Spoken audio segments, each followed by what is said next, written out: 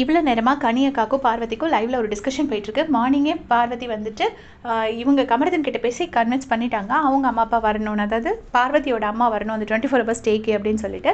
இப்போ வந்து கனி அக்கா கிட்ட பேசிகிட்டு இருக்காங்க. அப்போ வந்து கனி அக்காட்ட என்ன சொல்கிறாங்கன்னா, இந்த மாதிரி ஒரு லவ் இதை பற்றி நான் எங்கள் அம்மா கிட்ட எக்ஸ்பிளைன் பண்ணோன்னா எனக்கு கொஞ்சம் டைம் வேணும், எங்கள் அம்மா என் கூட இருந்தால் தான் அவங்களுக்கு எனக்கு புரிய வைக்க முடியும், அவங்க ஏதாவது தப்பாக புரிஞ்சிருக்கக்கூடாது அப்படிங்கிற மாதிரிலாம் எக்ஸ்ப்ளனேஷன் கொடுத்துட்ருக்காங்க.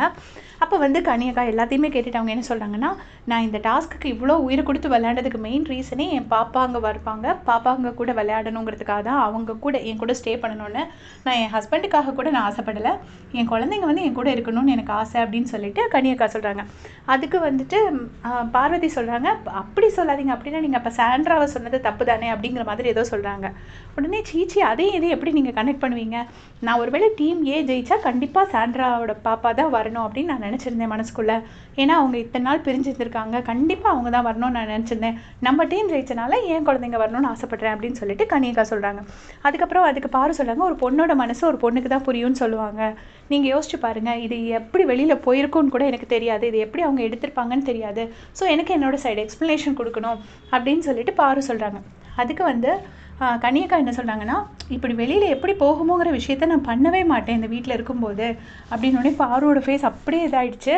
நான் வந்து எது வந்து வெளியே போனால் எனக்கு ஓகேன்னு தோணுதோ அதை மட்டும்தான் நான் வீட்டில் பண்ணவே செய்வேன், இல்லாததை நான் பண்ணவே மாட்டேன் அப்படின்னு சொல்லிட்டு கனியக்கா சொல்கிறாங்க. ஆல்சோ உங்களுக்கு ஒரு பாப்பா வரும்போது நான் என்ன சொல்கிறேங்கிறது உங்களுக்கு புரியும், இப்போ நான் சொல்கிறது எவ்வளோ தான் இருந்தாலும் ஓரளவுக்கு தான் உங்களுக்கு புரிய முடியும் அப்படின்னு சொல்லிட்டு சொல்கிறாங்க.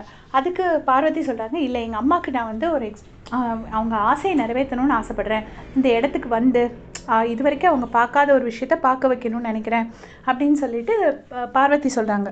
அதுக்கு கனியக்கா சொல்கிறாங்க, இல்லை என் குழந்தைங்களுக்கு நான் ஒரு புதுவிதமான எக்ஸ்பீரியன்ஸ் கொடுக்கணும்னு நினைக்கிறேன் அப்படிங்கிறாங்க. உடனே அதுக்கு பார்வதி சொல்கிறாங்க, நீங்கள் இந்த வீட்டில் எப்போவுமே உங்களுக்கு ஆறுதல் சொல்ல ஒரு ஆள் இருந்திருக்கு, நான் அந்த மாதிரி இருக்கலை, நான் தனியாகவே தான் இருந்திருக்கேன் அப்படின்னு சொல்லிட்டு சொல்கிறாங்க.